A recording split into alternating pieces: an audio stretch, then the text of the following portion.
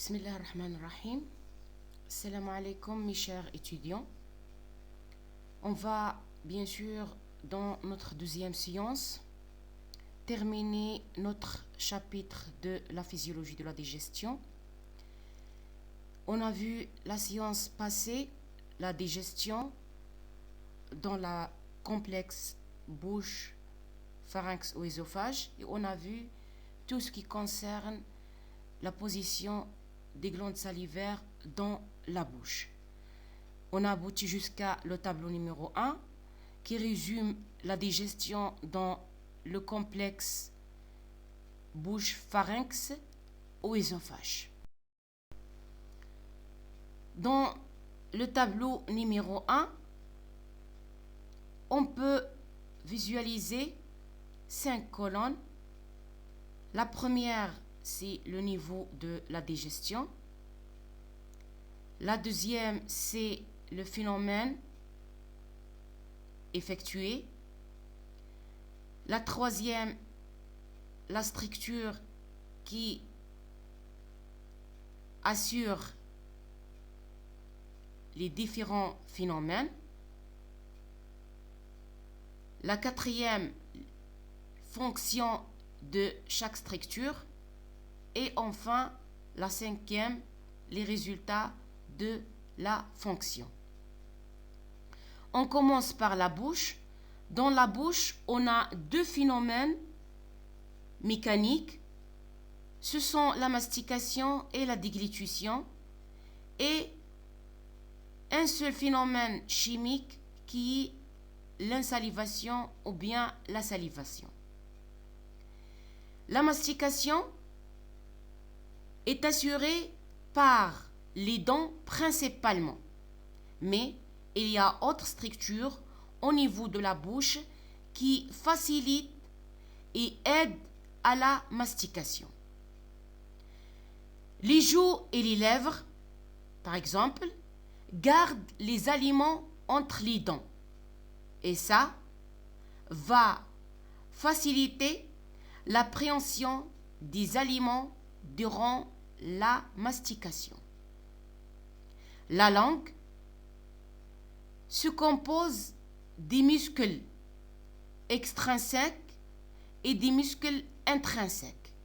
Les muscles extrinsèques, c'est les muscles qui assurent la mastication. Par le mouvement latéral de la langue et le mouvement de dents en dehors, c'est-à-dire la langue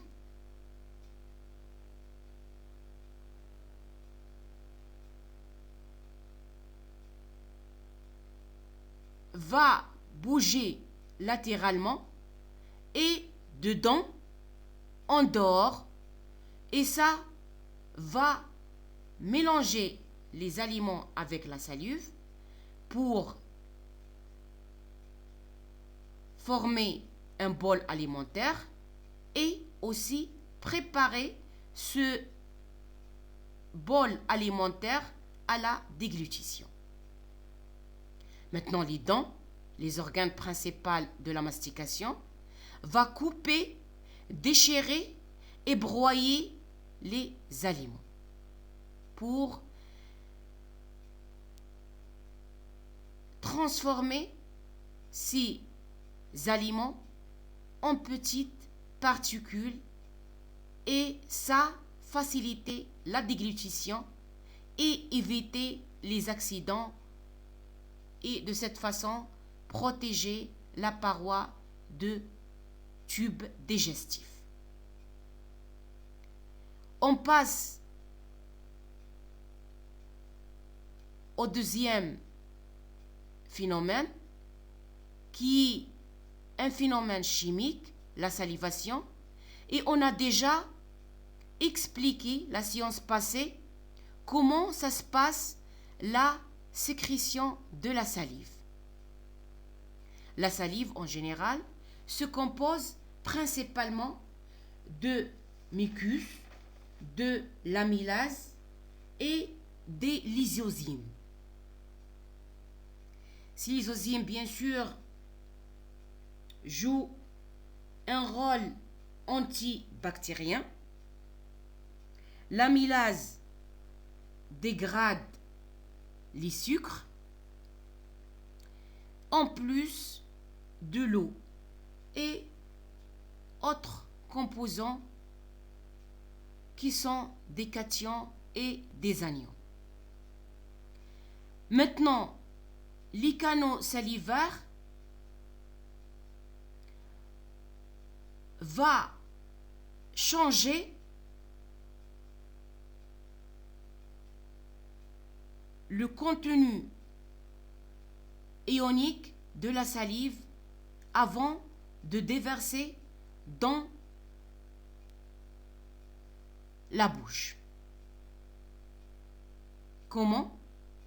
Les canaux salivaires va faire une rétention de sodium et chlore, Na+ et Cl-, et une addition de potassium et bicarbonate, K+ et HCO3-. Ceci rendre la salive alcalin pour, premièrement, tamponner l'acidité des aliments. Deuxièmement, protéger les dents contre les caries dentaires. Maintenant, la salive est sécrétée pour quelles raisons? Première chose, l'humidification et lubrification de la paroi interne de la bouche et du pharynx pour faciliter le passage des aliments ainsi que la phonation, c'est-à-dire joue autre rôle dans la phonation. La salive aussi amollit, humidifie et dissout les aliments. Comment? Les recouverts de mucine pour faciliter la déglutition. Et c'est ça le rôle de mucus dans la salive. Aussi, nettoyer la bouche et les dents à travers, bien sûr, les composants de la salive qui sont, bien sûr, les lysozymes et aussi changement de composants ioniques de la salive pour tamponner l'acidité de l'aliment et, comme j'ai déjà dit, protéger contre les caries dentaires. À travers l'amylase salivaire, la salive va réduire les polyosides en diholosides. On passe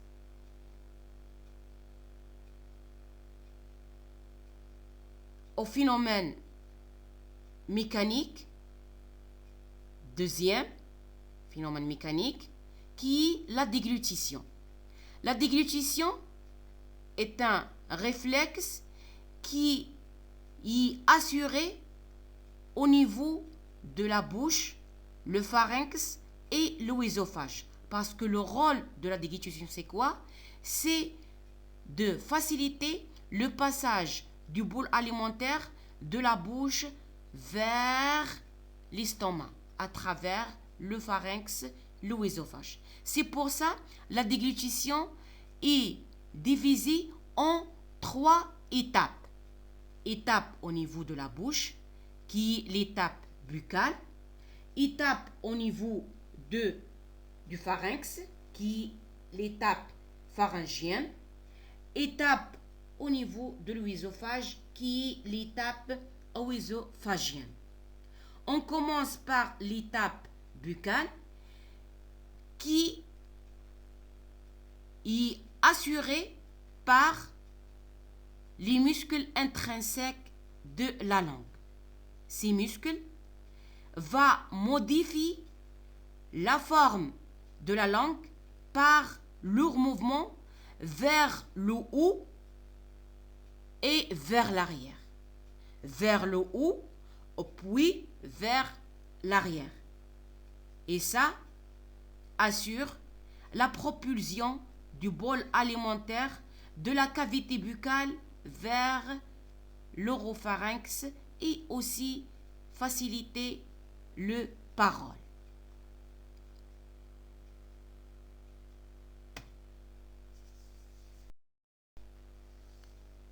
Réellement, l'étape buccale de la déglutition est assurée par la langue sous un contrôle volontaire, c'est-à-dire sous le contrôle du système nerveux central, alors que les deux autres étapes, pharyngienne et œsophagienne, est assurée sous le contrôle involontaire du système neurovégétatif ou bien système nerveux autonome. On commence par le pharynx ou bien l'étape pharyngienne.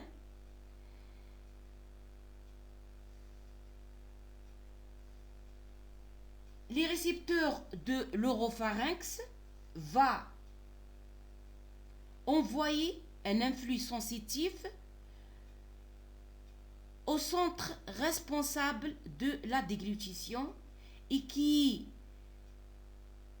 est localisé au niveau du bulbe rachidien et la base de la protubérance annulaire. Au niveau du bulbe rachidien et la base de la protubérance annulaire, c'est-à-dire au niveau du tronc cérébral. Ce centre va envoyer un influx moteur qui assure la fermeture de rhinopharynx par le voile du palais et la glotte par l'épiglotte, c'est-à-dire les influx va envoyer vers le voile du palais et vers l'épiglotte. Et ça assure la fermeture des voies respiratoires, empêchant ainsi toute fausse route du bol alimentaire. En plus, élargir l'ouverture entre laryngopharynx et l'œsophage. Les influx moteurs de centre de déglutition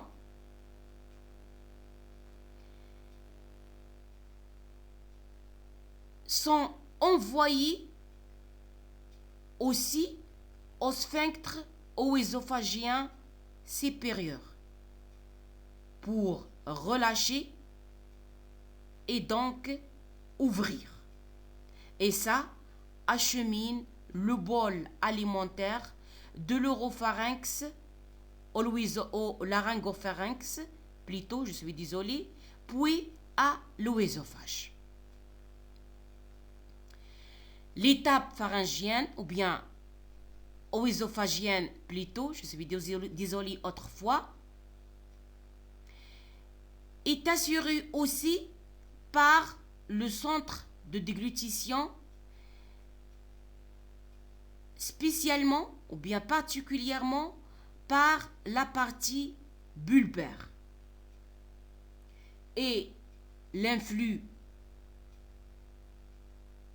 moteur assure des contractions péristaltiques et assure le relâchement du sphinctre œsophagien inférieur. Ça va acheminer le bol alimentaire de l'œsophage vers l'estomac. Et ça, bien sûr, par des ondes péristaltiques répétées. Au niveau de l'œsophage, il y a, on peut dire, sécrétion de mucus pour lubrifier l'œsophage et ça faciliter le passage du bol alimentaire. Parce que même si le mucus est sécrété au niveau de la bouche à travers la salive, durant le passage jusqu'au l'œsophage, le mucus va consommer. Donc, il faut autre sécrétion de mucus pour lubrifier l'œsophage et ça protéger l'œsophage et aussi protéger le tube digestif et faciliter le passage du bol alimentaire.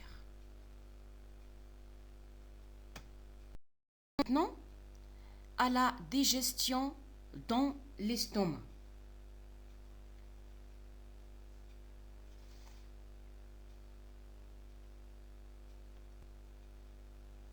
Le schéma suivant représente une structure externe et interne de l'estomac.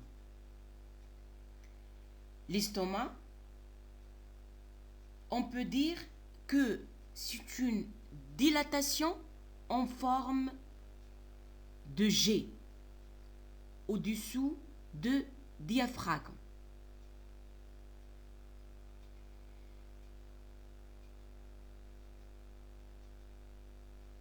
L'estomac représente deux courbures, la petite courbure concave et la grande courbure convexe.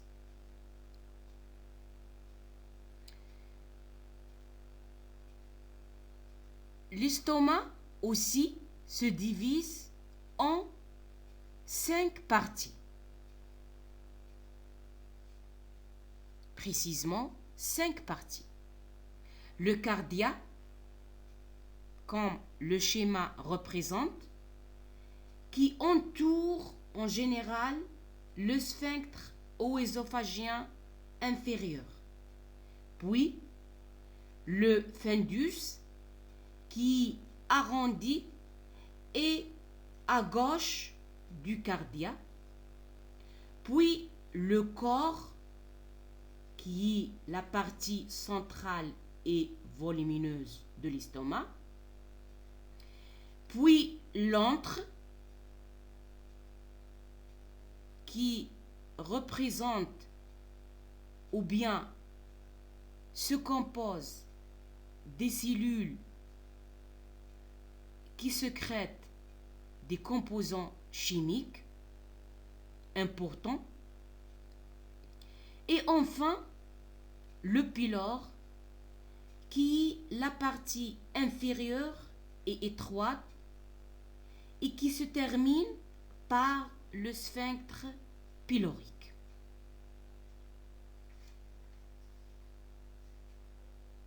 La structure interne représente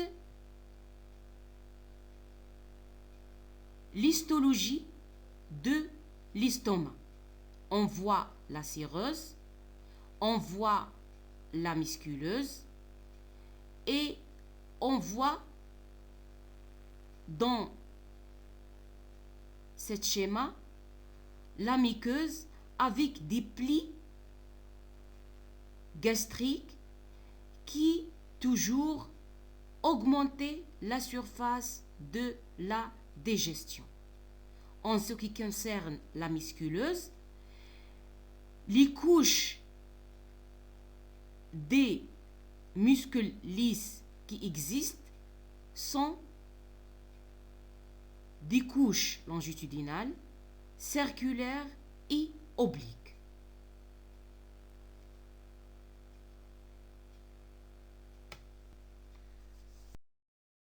Tableau numéro 2 qui résume la digestion dans l'estomac.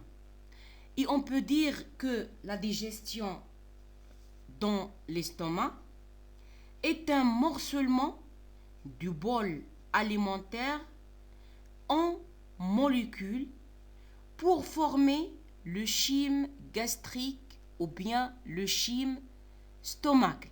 Je répète, c'est un morcellement du bol alimentaire en molécules formant le chyme stomacal ou bien le chyme gastrique.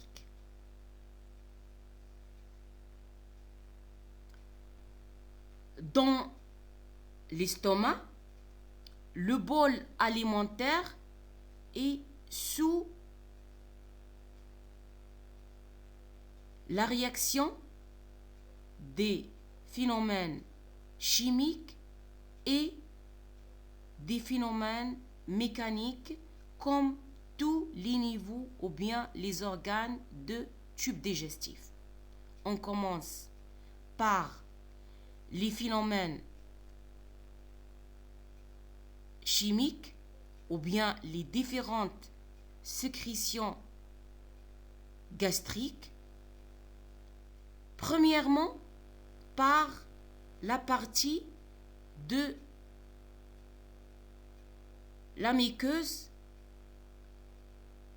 où existent les cellules principales et les cellules pariétales ou bien bordantes. Les cellules principales vont sécréter le pepsinogène. Et le pepsinogène, c'est un produit forme le précurseur de la pepsine. C'est-à-dire à travers le pepsinogène, il y a transformation de pepsinogène en pepsine.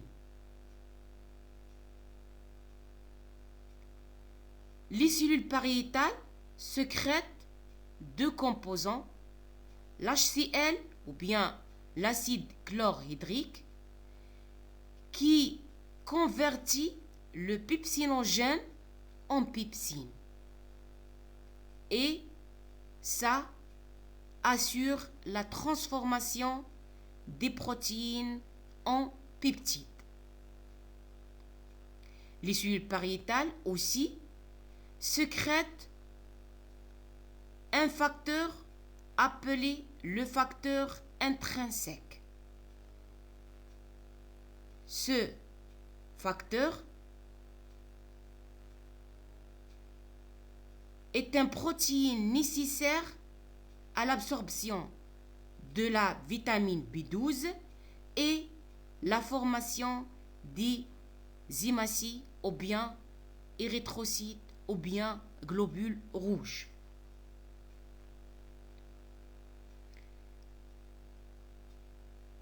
La deuxième région de l'estomac,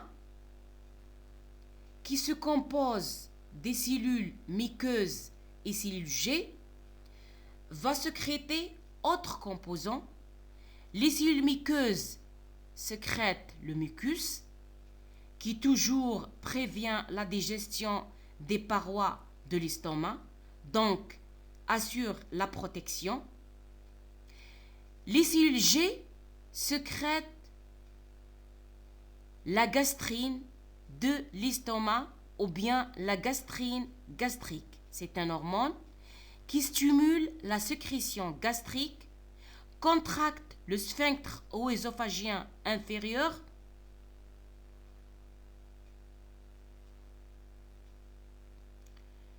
pour, bien sûr, fermer le retour de chyme vers le œsophage et accroît la motilité de l'estomac et relâcher le sphincter pylorique pour assurer le passage de chyme gastrique vers le duodénum ou bien l'intestin grêle.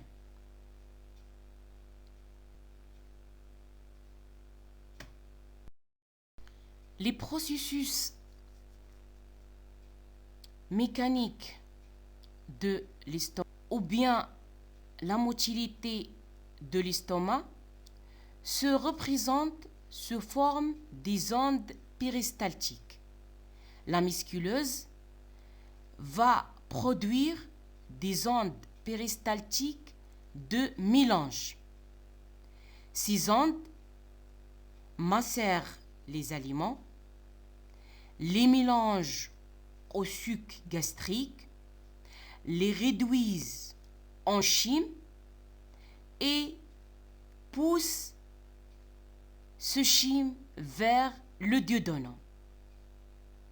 Maintenant, le sphincter pylorique va se relâcher pour ouvrir le passage de chyme de l'estomac vers le duodénum. Puis, ce sphincter, après le passage, va se contracter pour